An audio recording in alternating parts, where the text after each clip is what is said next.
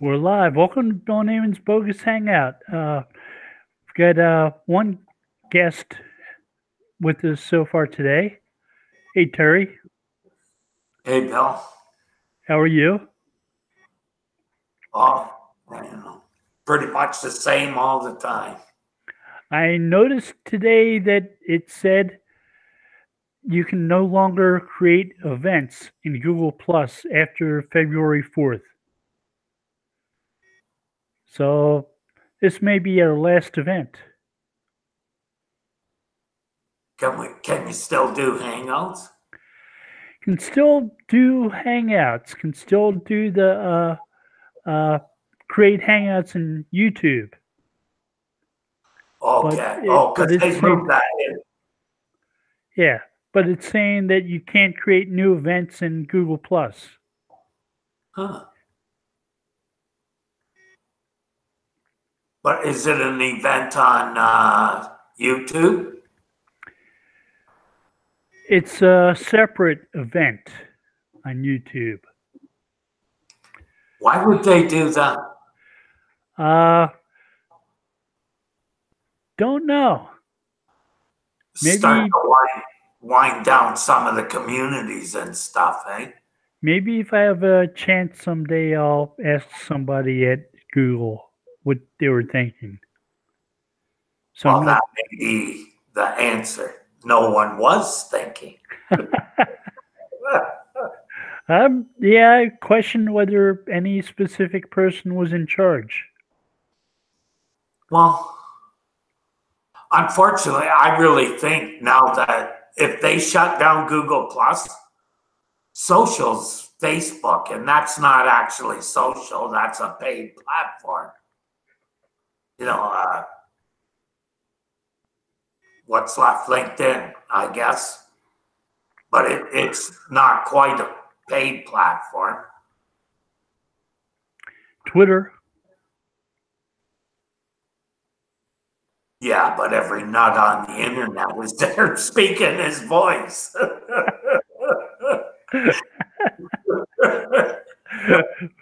From 1600 Pennsylvania Avenue on down. Yeah. Yeah, right. It starts at the top and all the way. You know, when the biggest troll on the internet is president of the United States. He is too. Yeah.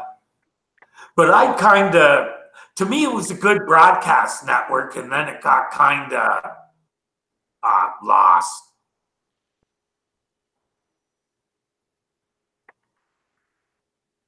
I followed it for a while, and it just became harder and harder to do it. Like for me, when they shut down TweetDeck, it became almost impossible to manage easily. Mm-hmm. Like for me, I hate working in the browser. Like, not my favorite place. I've been participating in Twitter chats and enjoying them. And I can see the necessity or the value of TweetDeck for those. But you can participate without it. Just there was so much in TweetDeck that kind of automated it and made it fairly easy to manage it. And then they started shutting it all down, and so it became more and more of a hassle. Yeah.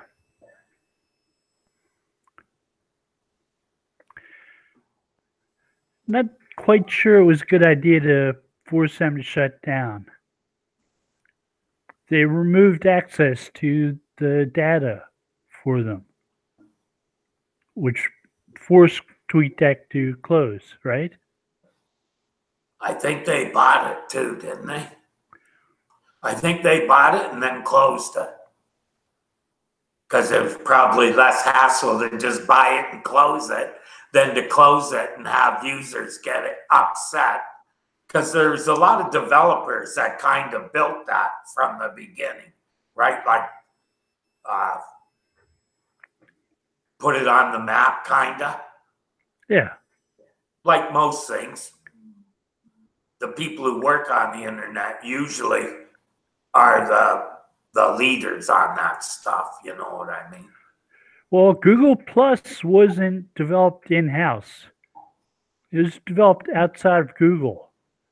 The idea of social circles was developed by a company called Grouptivity. Which they probably bought. They bought the patents from Grouptivity. Grouptivity stopped and went out of business, and then Google bought the intellectual property. Okay. So I wrote a blog post about it, and one of the founders of Grouptivity left a comment on my post. I guess he was happy that it lived on, but he wanted to be the one in charge Okay. of the thing he created. Yeah, but didn't they end up, that got cut out a few years back, didn't it? Yeah, that was a few years back. Well, didn't they stop that too? The social circles? Yeah. Oh, no, that was another thing where you could put stuff into those circles, into groups or something. Yeah. Sorry, I didn't get into it much.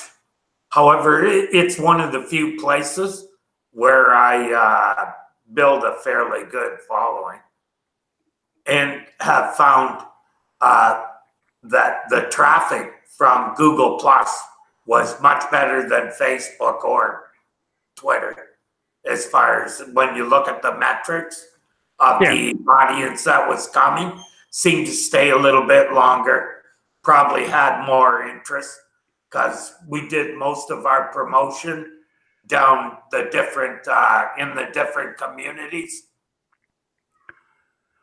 I'd say that the interactions I had on Google Plus were more in depth than ever on Facebook. Yeah. I mean, the actual real conversations. Yeah. It was enjoyable. Yeah. Yeah. And the semantic marketing community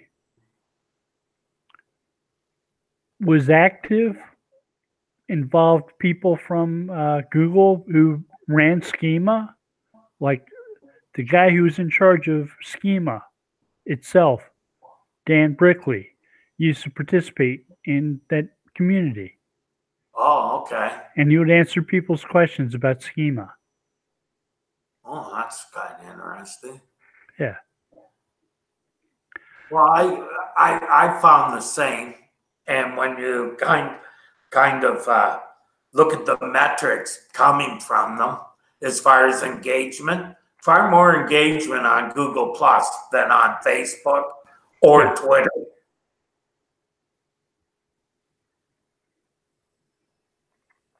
And stuff like polls, people actually were quite active on that stuff. So I don't know if you saw a blog post I wrote recently about answer passages. It talked about it was about Google people using structured data to include questions and answers on pages. Yeah, I think we talked a bit about it last week, and something I'm going to be doing shortly. I have a FAQ on a site that what I'm trying to figure out though is what do you want to rank for? But then I thought, okay, those are going to show up on some pretty general stuff. So I tend to use titles that are questions along with my blog posts. So I've decided I need to go back through those and add the question and answer page schema to those, ask the question and provide the answer, and see how much of a difference it makes. Oh, there's answer schema? Yeah, it's Q&A page schema. So it's a individual question for a page with an answer. Okay. So it'd be kind of like the way you set up a web page with schema. Similar to that, no? It's originally created for a Q&A website, but one where you might ask questions and get lots of answers. So you can mark up in the schema how many answers you receive for the question and what the suggested answer is, as opposed to what the right answer is.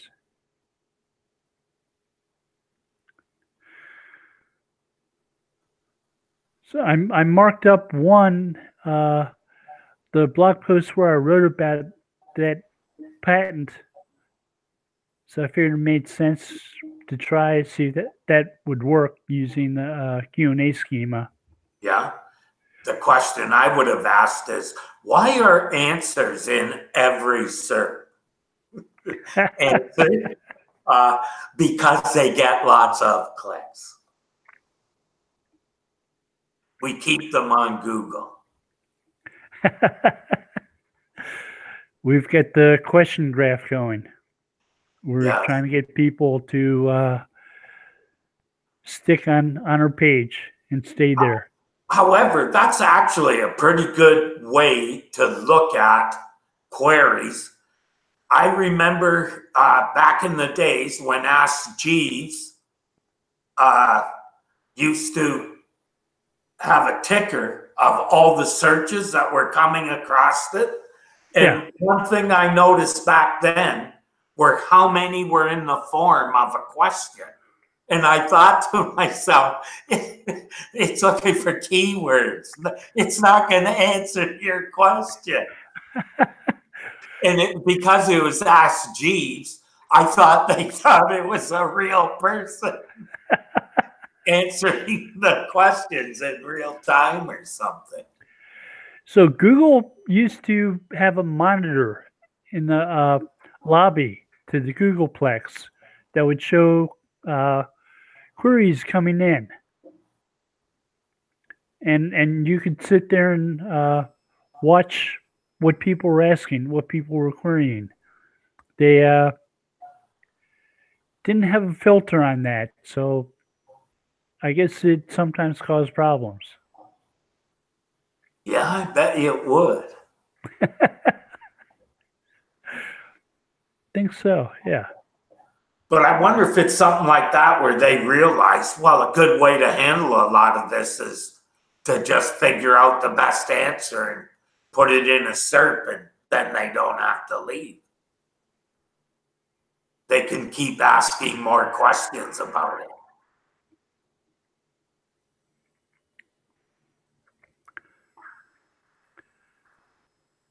So how do you decide which answers are the right answers? I don't think Google would ever attempt to try and pick the right answer.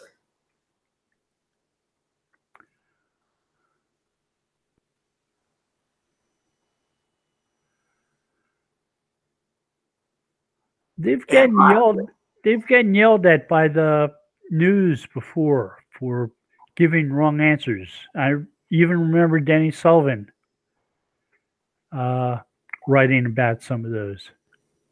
Oh, okay. Google was showing questions like, why are women evil? And answering them.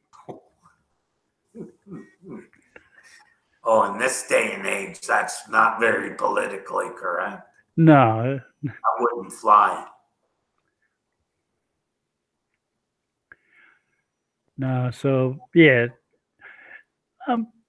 Google must not have gotten too offended that Danny Sullivan raised a stink about that, asking that, because they ended up hiring him not too long after he wrote about it. Really? Yeah. Oh, that's one way to quiet people, eh? Just like the companies, they either buy them or give them a job. That's how you shut people up. I guess when you got Google money, you can actually afford to do that. I think so.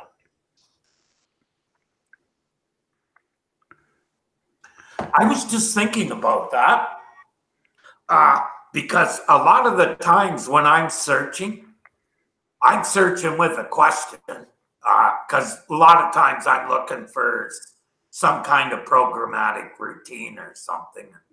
I was always taught the answer is always out there, only an idiot starts from scratch. So I always look at what's already out there and try and improve it. You see on most of the forums, there's 3 or 4 ways to attack any programmatic solution, usually. And within that, you can go at it different ways too. And there's not necessarily a correct way. So not every answer has a correct answer either. Some there's several answers. Think about the questions that there are definitive answers to. Like, why is the sky blue? Oh, there's an answer to that? Yeah. Oh. It has to do with the way the light refracts through water crystals in the atmosphere. Really? Okay. Yeah. I thought God just chose it to be that way. I will do blue today. That's what I was taught. I can go with that. This other stuff is theoretical. So that could be an interesting thing to use. Do they? They don't really look for a right answer, do they? They have ways to try to find right answers. Do you remember when the Knowledge Vault came out a couple years back? Yeah. It was an alternative to the Knowledge Graph. Well, the Knowledge Vault, they came up with like 10 or so different ways to try to improve the quality of the answers that were provided when people ask questions. Right. Would that include, because I'm going to try optimizing for that. So if I looked at some of the other answers, right? And it's ones that were ranking high for the question that I wanted to be found for. I guess to use some of the same words as them would be one way to do it, right? Answers that rank high don't necessarily rank high because they're correct. Okay. They may rank high because they're from pages that are more popular or more authoritative. And at Google, authoritative sometimes equals popular. It's like, do they sell tabloids at supermarkets in Canada, like World Weekly News? Yeah, they sell all that. Yeah. So they're filled with rumors, but they sell like hotcakes. No, I don't know about that. But yeah, I guess they're there and they seem to leave them there. So I imagine they're selling. You imagine they're selling them. Yeah. I mean, they're very popular. They're also often wrong. Yes. So I didn't make a habit of buying them, but my mom used to.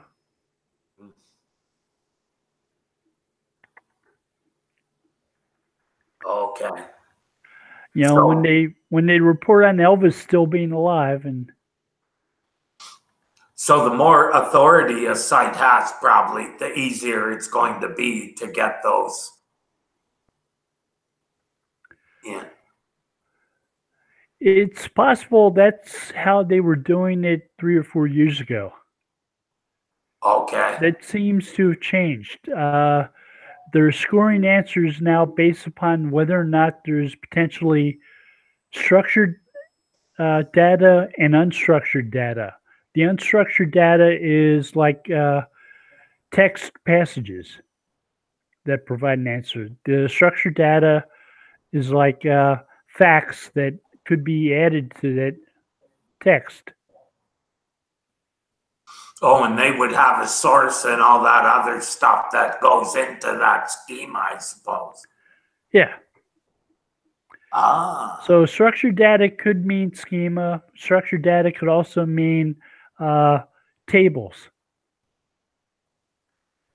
And the patent doesn't really say which one they mean. It doesn't say the word schema. So there you kind of also have to do any name value pair too. Any way you can do a name value pair basically is so a way of getting structured data on your page. Yeah.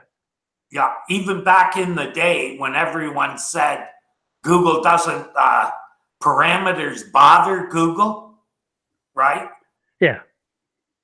I always thought that and kind of saw things that told me that those, if you use those correct, like for instance, I had a directory and I sourced each SEO with an SEO ID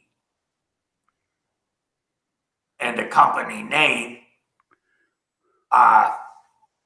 Those pages are still in Google, even though they've been gone, some of them for a decade.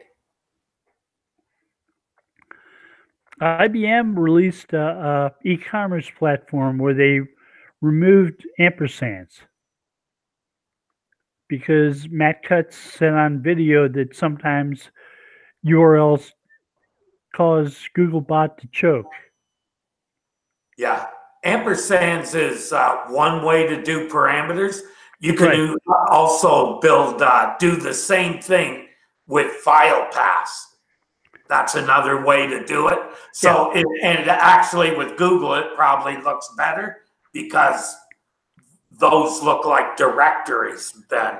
It's like it looked like a directory setup. Well, I think the ampersands problem was a short-lived one. Oh, very short. Yeah. Very short. And the fact that IBM released software that worked around ampersands and URLs with really ungodly approach. In a couple of programming languages, Bill, there was a method. It was called path to file, and that's how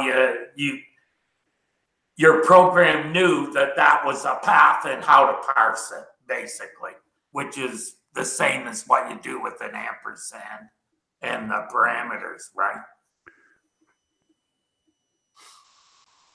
I actually, one of the first shopping carts I built used that as the way to parse the URL instead of using ampersands. I was reading an article about the search engine Archie. That's really old.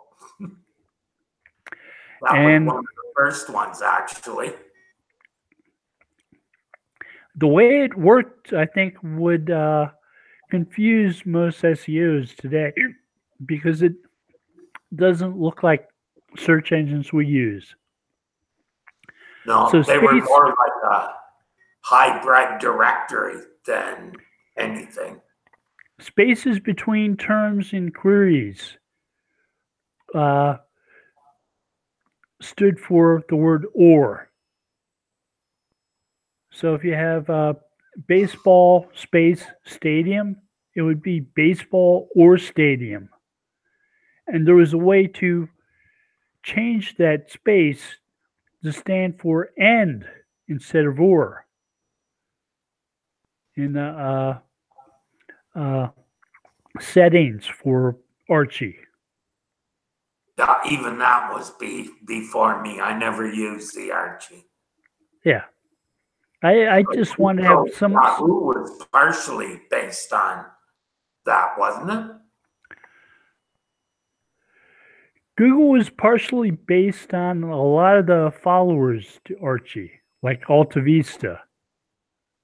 No, I meant Yahoo was well, the programming I know came from the university here in Waterloo. Because when they went public, I laughed and said, people are investing. The people don't even own the software that's running that the company runs on. Another company, the university actually owned it. They only had a license to use it. Uh-huh. Well, Google only had a license to use PageRank.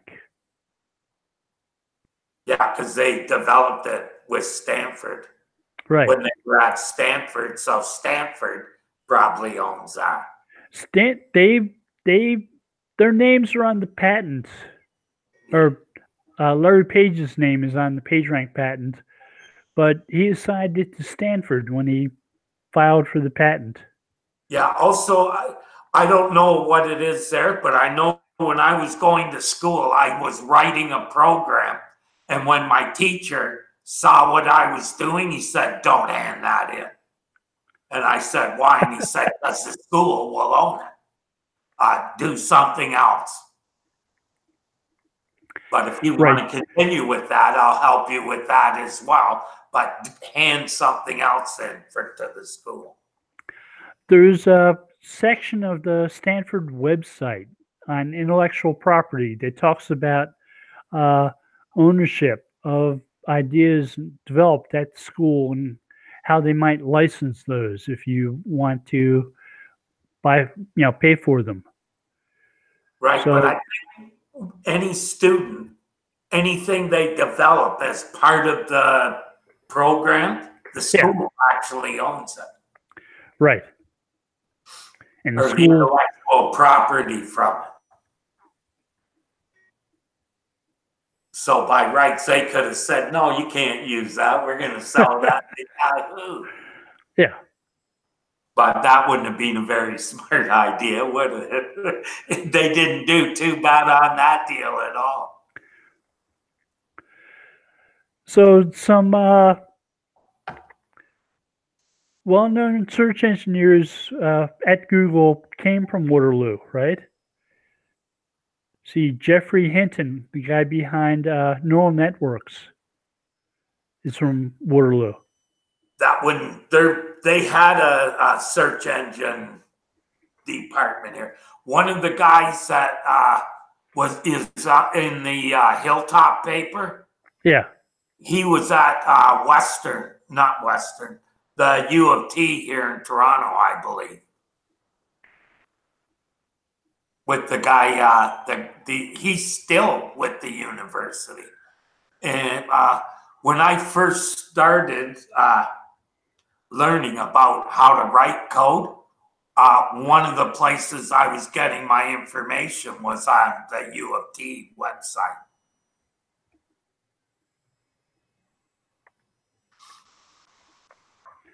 Not surprised.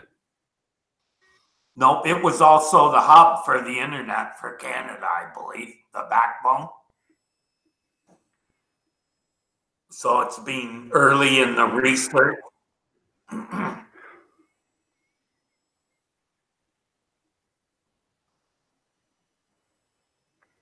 Just like the space program, most of the guys who built the early rockets were Canadians.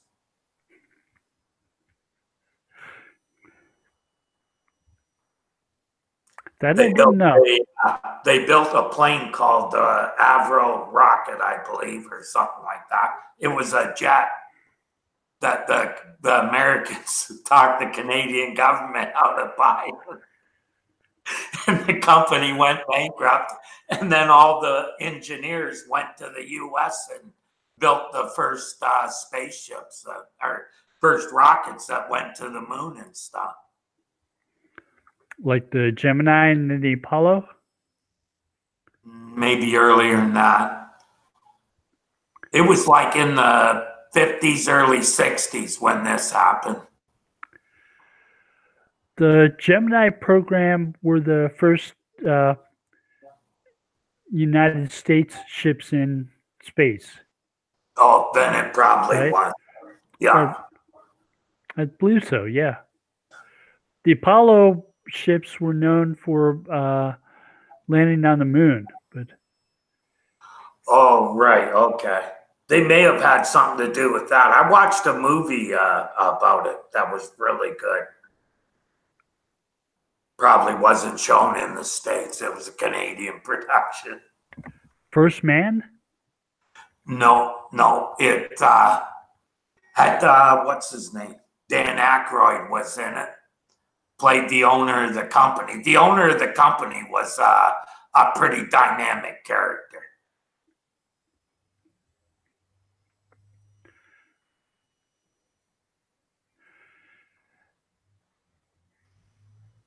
No, there's one with Neil Armstrong and Buzz Aldrin that came out this past year that I think won a couple of awards for movies called First Man. Yeah, this was a movie in Canada. Played on CBC, I think, because it's kind of we would have had a really good aerospace industry if the government didn't do what the Americans. Instead of building these planes, they decided to do NORAD with the United States. So they got talked out of putting money into these planes, and instead they put it into NORAD. But the planes were way ahead of their time. Like the guys ended up working for NASA. I'll have to look it all up sometime for you next time. I'll have the details. NASA seemed to be where they were spending a lot of money. Back then, yeah. Yeah, there was a real drive to get people into space. Be the first. Yeah. Well, they were scared that the Russians were going to get there first. Yeah. You know, claim it as their own, all of it. After they launched Sputnik. Yeah.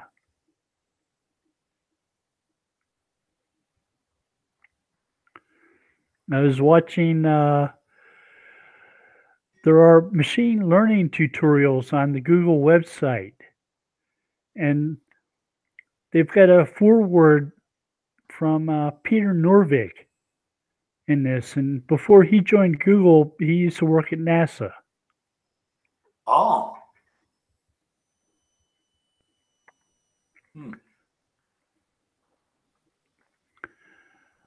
So I liked his introduction to machine learning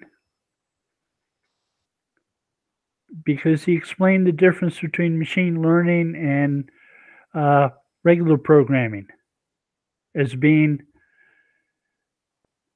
you start with lots and lots and lots of data and you don't have to do too much programming because it does a lot of that for you by having the data. I didn't explain it the way he did, but I didn't work at NASA.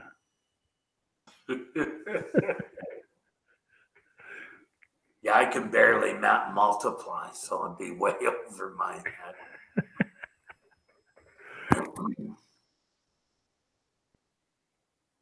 So you finished the article on answers?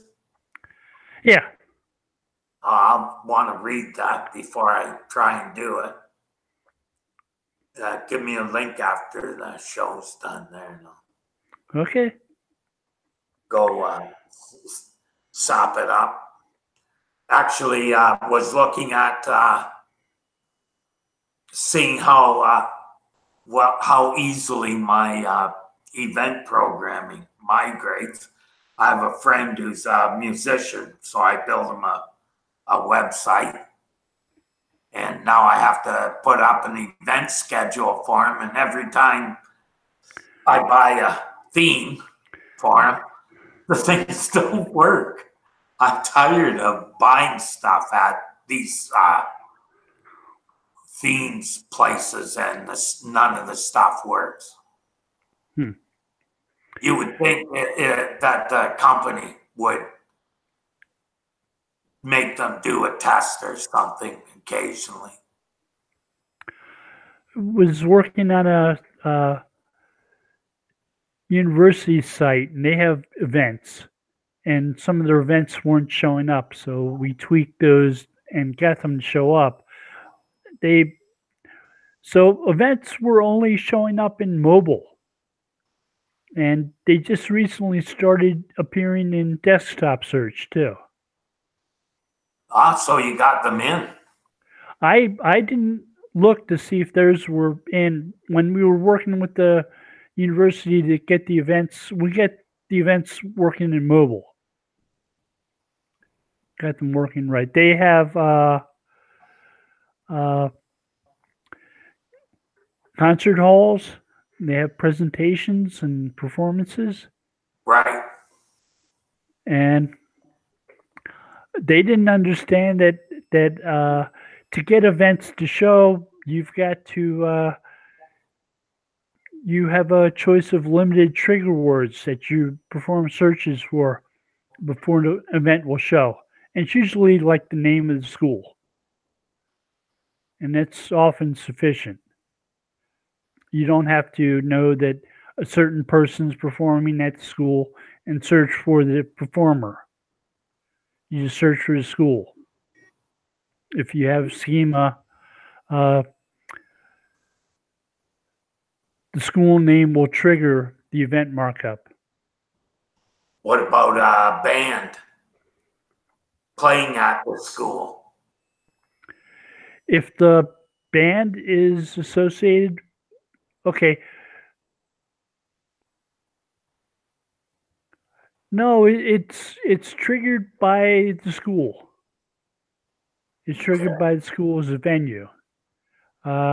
If you've got a band and you've got a band website that's associated with the band and the website showing off events, then if you search for the band, it's likely that you'll see the events in that search. Oh, so if I do this right, when someone wants to know where my buddy's playing this weekend, they search for his name. Put his name in? Daryl, yeah. I was almost said the name. Wow. He's an old friend, 40 years. Yeah. I toured with him as a sound man and stuff. A lot of fun when I was younger. Do person markup on the page too, rather than organizational markup? Oh, right. This way, the website will be associated with him as an entity. So if someone searches for him, they may show a knowledge panel for him. Right, okay. In the website. That'll be the easiest way for him to get a knowledge panel too, then, is add the schema. And don't use organization, use a person. Right. As type person. Yeah. I was thinking he's played with a couple of, well, at least one band that's well known in Canada. I was going to put that in schema as well. When I kind of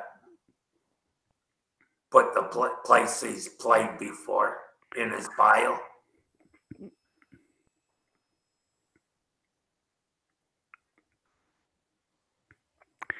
Does he have any articles written about him?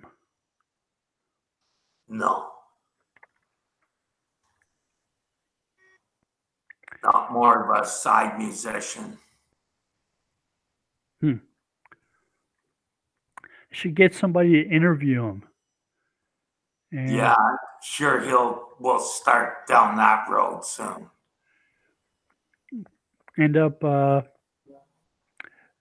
that might be enough of a resource to have Wikipedia find him notable.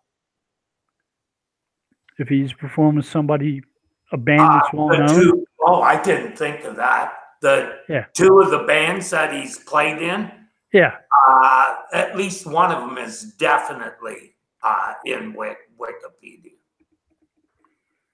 Because if I said the band name, they'd know it. No, a lot of people, well, anyone from Canada and maybe the United States, because they're pretty big international artists too. Yeah.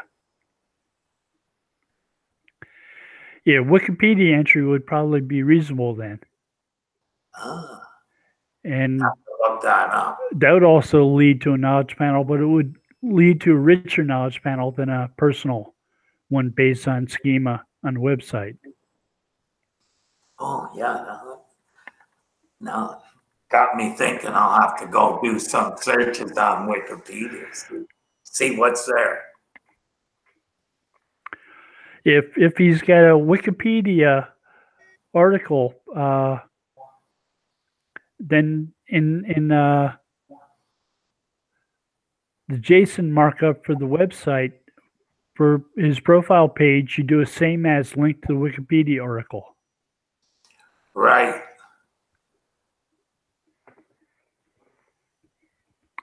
You draw that connection for Google, make it easy for them to say this is the same person. Right. Awesome.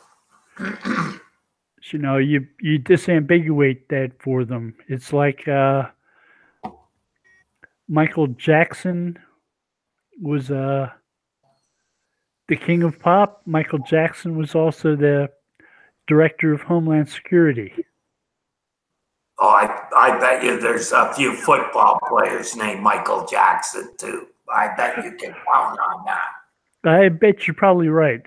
Yeah, I bet I am. That's actually a pretty popular name. Especially when you consider how long he was popular and how popular that last name is. Yeah.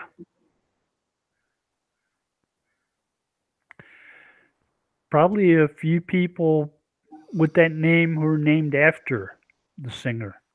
Yeah, that's what I was kind of thinking. Yeah.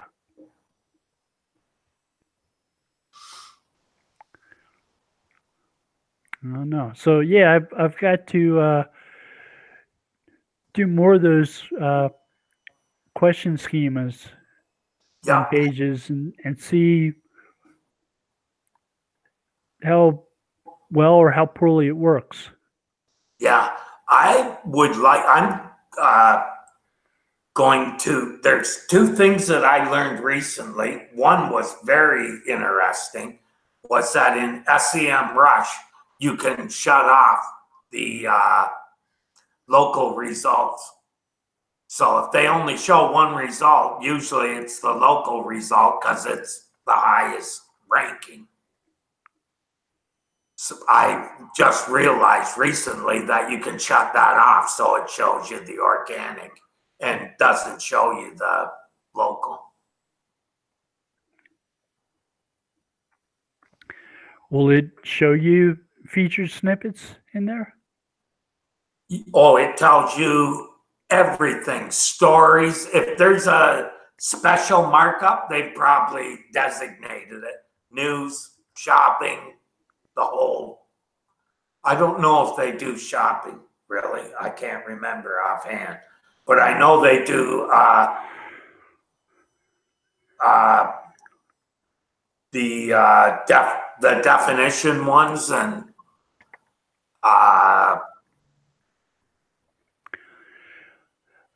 somebody teach them about VED codes? Pardon me? Are you familiar with VED codes? No. if you do a search in Google and look at the search results page, reveal source, and find one of the items listed, you'll see a VED uh, underscore maybe Okay. CODE VED code, and it's like a encrypted, no, not encrypted, encoded Oh, string of letters and numbers. so they know what kind of snippet that is that they're putting in? The VED code indicates what type of snippet it is. If it's a featured snippet, if it's a local map result. Right. This is how you get like a Mozcast. Okay. They're probably picking those codes up because they did do 4 or 5 different things. Oh, they'll tell you if there's ads in SERP, which is important to me. It tells you if they saw your ad, I believe. Yeah, the VED codes indicate that stuff. It's like Google's unreported, people don't talk about it too much. It's how Google marks those up. Yeah, otherwise they could have a cert that's nothing but one certain type of VED code, right? That's probably how they keep it diverse. They measure what they show on the page. Yeah.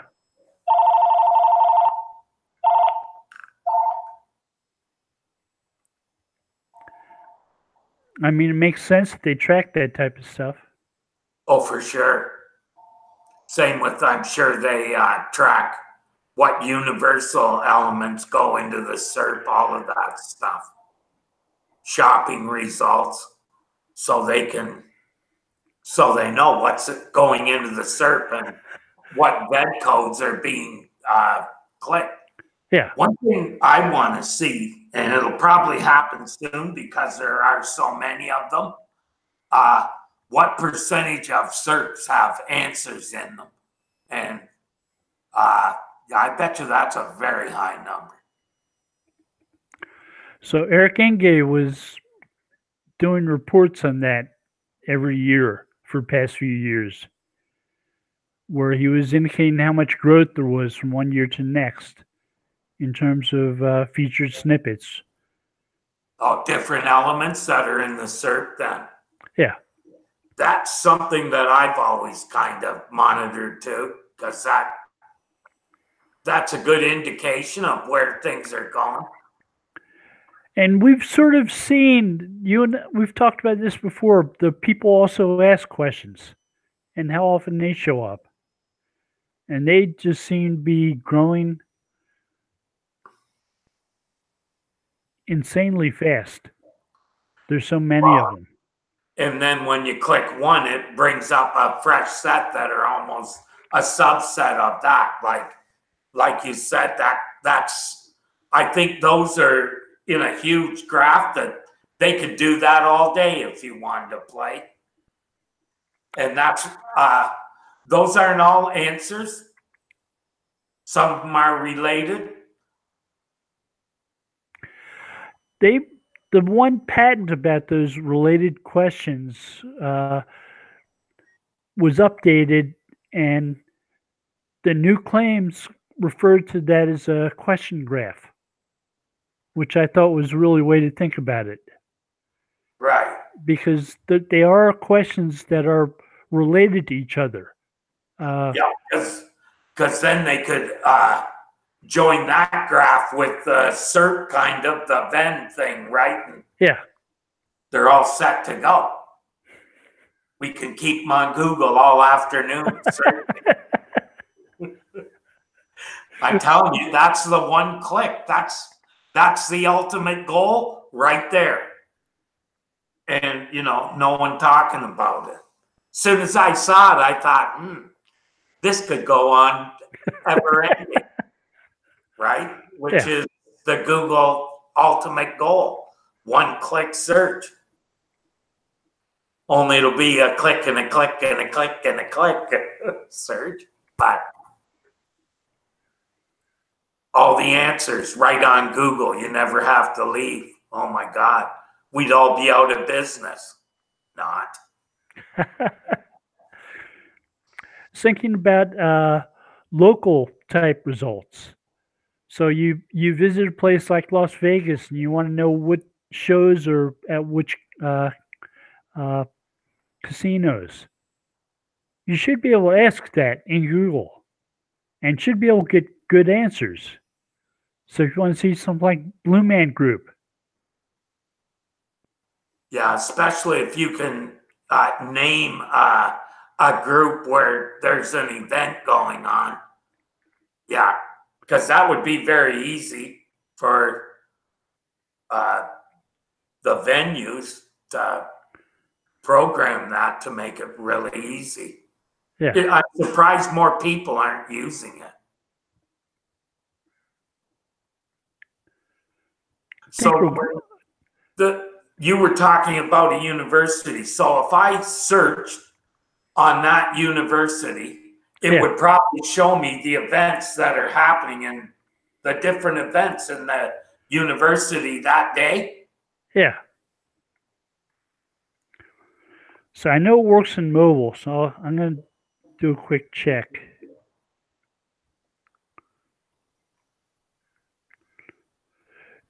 Don't know if it's working on desktop yet. There was Barry Schwartz wrote about it, Search Engine Roundtable. He said people are seeing those and he tried it and he didn't see any.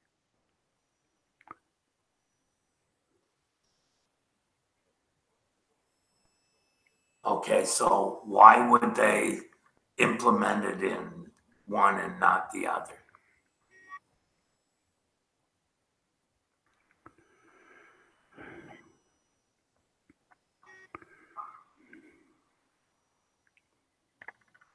Well, they're different indexes and infrastructure, aren't they?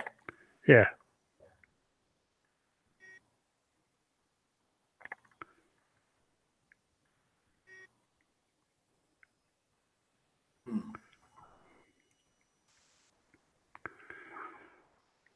Show you a lot of stuff when you search for a school. There would be a lot of things going on there, I would think. Get a knowledge panel, and then I get a top stories. So they're the most important news articles mentioned in school. Videos.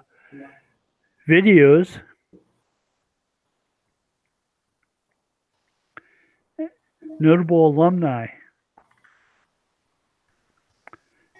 Majors. Rankings. But they're not showing events. That's not good. Trying to think of why they wouldn't do it in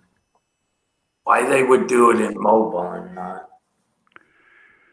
Oh, because mobile people would be more likely looking for an event if they're at the university and trying to figure out where an event is, right? Less user interface work. If you're to implement on mobile device, it's easier. There's less space, but there's less space you have to make up for. Okay. It's like they refer to them as some of these things as knowledge cards. They're simplifying the user interface that they're displaying things on so that they fit on mobile devices first. Right. And people that are going to an event that might be why it's mobile, because you're more likely to be looking for the event on mobile than on. Right. If you're driving to school. That's what I think. That it would be right in the results, you know what I mean? For a mobile person, because they're going to be more likely on the road. They're going to be looking possibly when they're parking their car to go to the event. Right. Or looking to find the event in the. Yeah. Which hall is this concert at? That makes a bit of sense then. That they would implement it there before. Yeah, it does. Yeah, if they put events in there, they'd have to take, away from the answers. So can't cut those.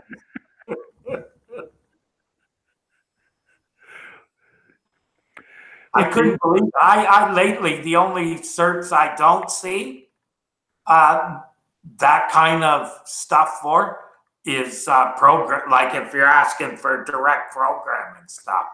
But if you put in general, it's usually a question that's in the cert too at the top.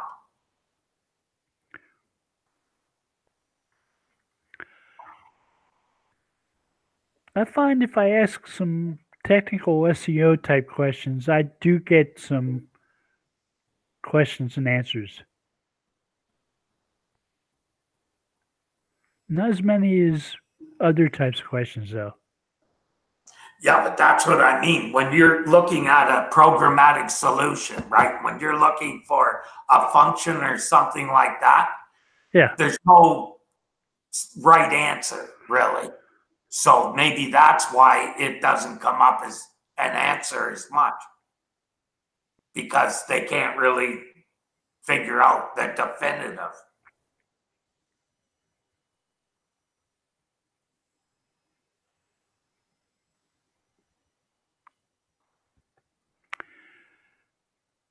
I think they base a lot of question answering off of what they find in query logs. That's part of the question graph. They know which questions are related to each other by what questions people tend to ask at the same time or right after each other. Yeah. Right. So it'd be part of the session data that they look at. I'd say it's probably likely. That would make a lot of sense, because then you could string the questions together too. You know, the person who asks this usually will ask this next if we get this answer. That's how they could string them together like that. It sounds like an Amazon result. People who bought this also bought these. Yeah. Yeah. But that's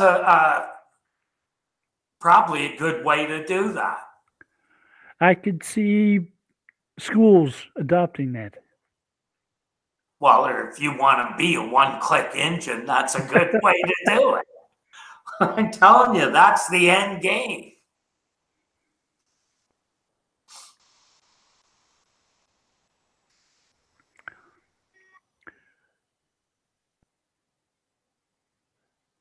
So you stop worrying about showing people links to other websites, and you start. Never worry about that. I'm not a one-trick pony. You know, I depend on something other than links. In fact, if they went to that, it would probably be easier for me to do SEO because I'm a programmer. That's the way I think. When I look at a web page, that's what I see. That's what I think.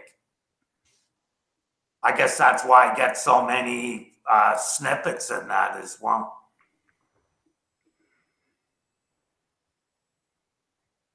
And for a long time, I've looked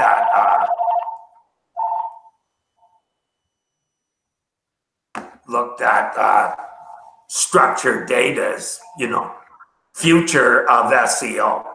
That's what I call structured data, the future of SEO. I think so too. That's swearing to a lot of people, you know.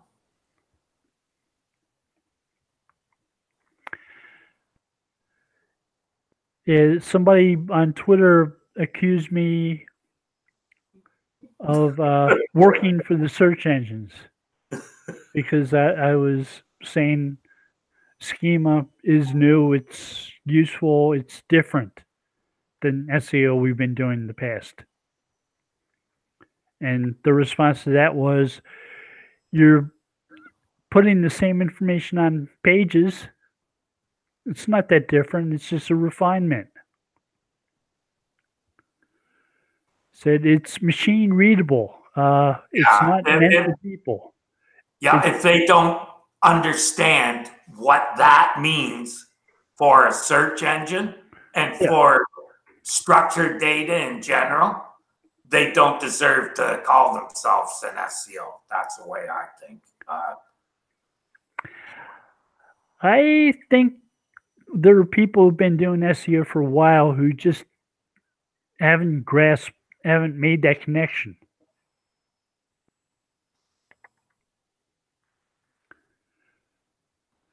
I mean, all the people who used to complain that Google was scraping content to include in like knowledge panels and stuff like that, it's not quite what I would call that. So knowledge panel is a reflection that Google knows you've searched for a specific entity.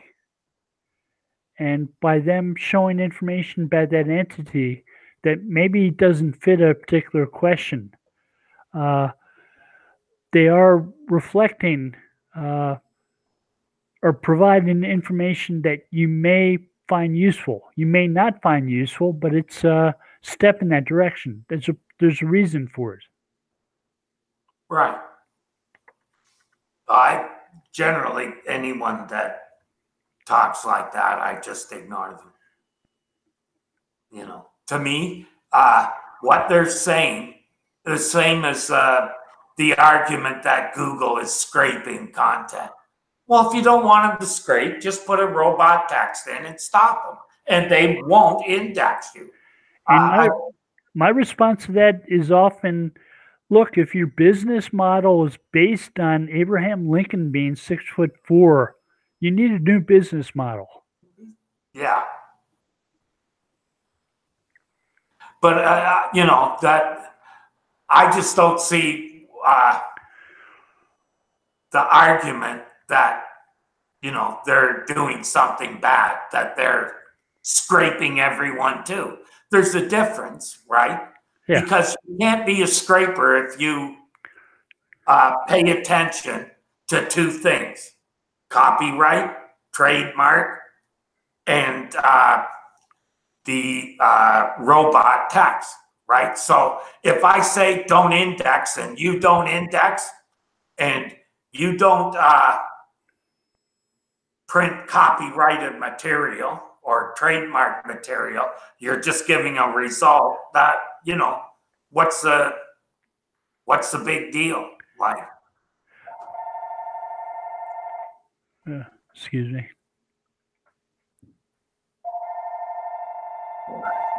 Call from Sacramento.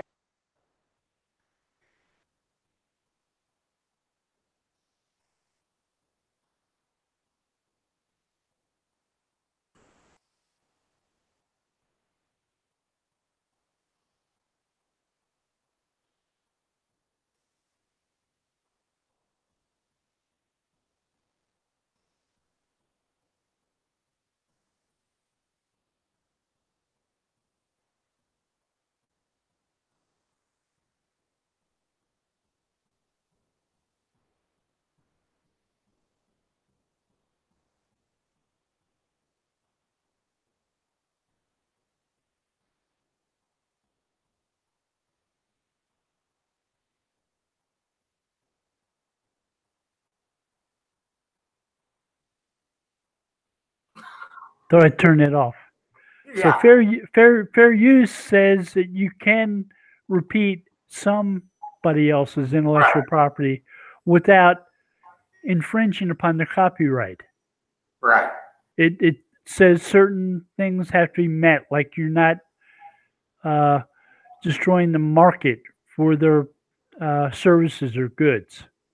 You could argue Google is the market. Google is providing you with the platform to Right. sell things. Yeah.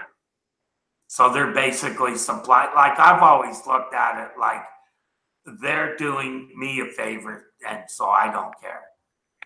It's like the one time a lot of newspapers from Europe complained that Google was showing all their content and stealing from them and destroying their copyright.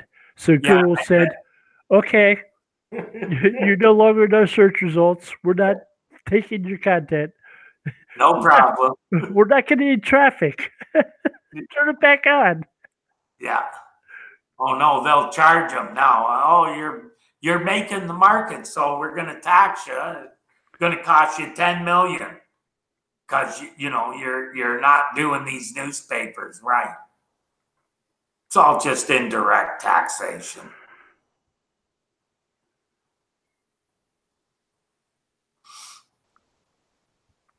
Yeah, for a little while,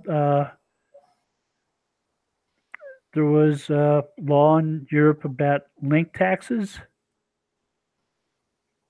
They were going to start charging search engines money for linking to sources like newspapers. Yeah, well, only a newspaper would think like that. It makes you wonder if they really get the concept of the World Wide Web. No, not at all. Which is why most of them are why they're going out of business slowly.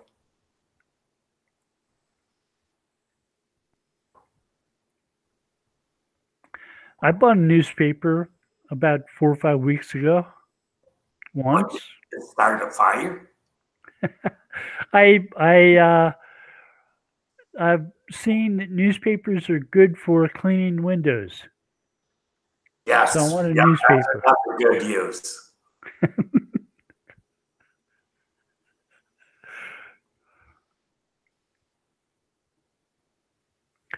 I used to like to buy a newspaper and go somewhere for a cup of coffee and a snack or something and sit there and read the paper and drink a cup of coffee and sort of miss that. I don't really have any place I could go buy a newspaper. There aren't those types of newsstands anymore. No, they're all closed along with bookstores. So not only was it newspapers, but books also started being sold on the internet. So bookstores were one of the first to really get hit by Is your sound turned off, Terry? No, don't think so. Oh, okay. I got a bad deal here. I'm done.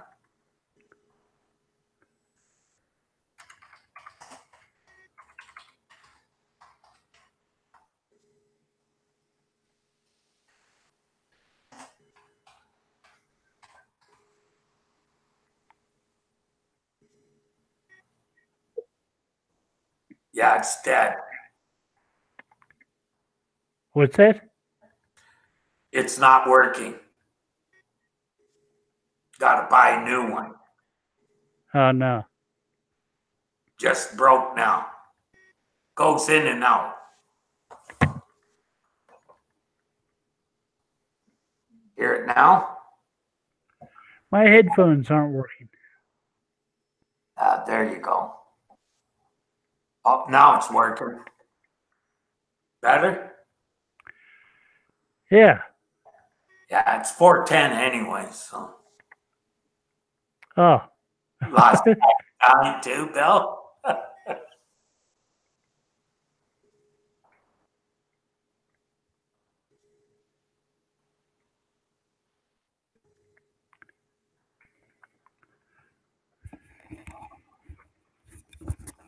We're still live. Right.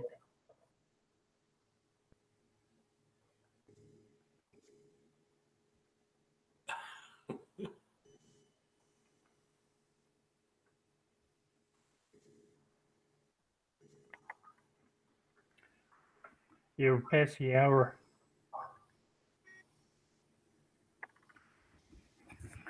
Yeah, we're still live, eh? Can't hear you. I'm gonna stop the broadcast now. Good.